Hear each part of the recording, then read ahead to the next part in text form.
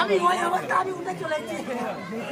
ও আল্লাহ রে, আমি আমার ছেলে অলরেডি একবার খাবো কেটে সিরাপটা খাতেই দম ছেড়ে দিল। হ্যাঁ, আমার ছেলে আর নেই। তারপরে অক্সিজেন ঢুকিয়ে দিল ছেলেটাকে। আমরা যে তুমি যে ছেলেটাকে অক্সিজেন ঢুকাচ্ছে, ছেলেটা আছে বেঁচে? বলছে হ্যাঁ বেঁচে আছে, বেঁচে আছে। ডাক্তারকে একবার ফোন করছে, ডাক্তার আসেনি। তারপরে লাস্টে আমি ডাক্তার কাছে সবাইকে নিয়েছি, না চিকিৎসা হয়নি। তারপরে আমি ডাক্তারের কাছে ছুটে গেছি, দুটো মহিলা গিয়ে, আরও ছেলে দাদাটা গেছি, কেউ যায়নি ভয়তে। এবার লাস্টে আমি ডাক্তার কাছে যে গালাগালি পেড়ে আমি ডাকতেছি ডাক্তারকে, যে বাচ্চার কথা মরে যাচ্ছে, তোমার সাথে ফুর্তি করছেন বলতে ডাক্তার আমার পিছনে পিছনে এসছে, এর সাথে বলছে যার বাচ্চা নেই আমার হাসপাতালে রাখাচ্ছি, তা ভেঙে গুড়িয়ে দাও, ঠিক আছে? আমার কাছে ভেঙে মাঠ করে দাও, পরিষ্কার কথা। থাকাচ্ছে না ভালো, একটা মায়ের যদি কোল উচার করে দেয় যে ডাক্তার, হাসপাতাল ভেঙে মাঠ করে দাও, আমার কাছে পরিষ্কার কথা। কোনো ডাক্তার নেই, কোনো চেকআপের এই নেই, ঠিক আছে? কি বলছেন? আমার নাম শেখ সাদ্দাম। বাচ্চাটা চিকিৎসায় হয় না, ডাক্তারটা যারা ডাকা হচ্ছে 100 বার, ডাক্তারটা একবারও আসেনি। এবার ওই যে ম্যাডামটা ওই রকম করেছে, ওই ম্যাডামটাকেও বাতিল করতে হবে।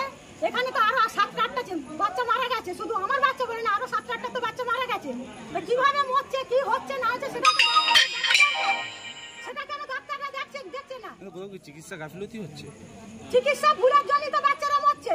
যার বমি পায়খানা হচ্ছে তাকে দিচ্ছে জ্বরের ওষুধ, যার জ্বর হচ্ছে তাকে দিচ্ছে বমি পায়খানার ওষুধ, যার হয়তো হাত পায়ে ঘা হয়েছে তাকে দিচ্ছে পায়খানার ওষুধ। তাই এইভাবে কি চিকিৎসা হয়? আপনারা কি চাইছেন?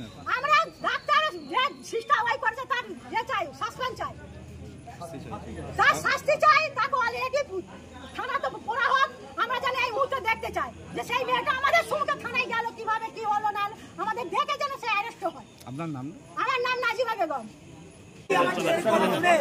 আমি ওই অবস্থা আমি উঠে চলেছি। ও আল্লাহ রে, আমি আমার ছেলেকে আমি কাউকে আমার ছেলে গেলে ওরে ভাইরে আর তোরা ভাই আমাদের ওরে আল্লাহ রে, আমার ওরা আমি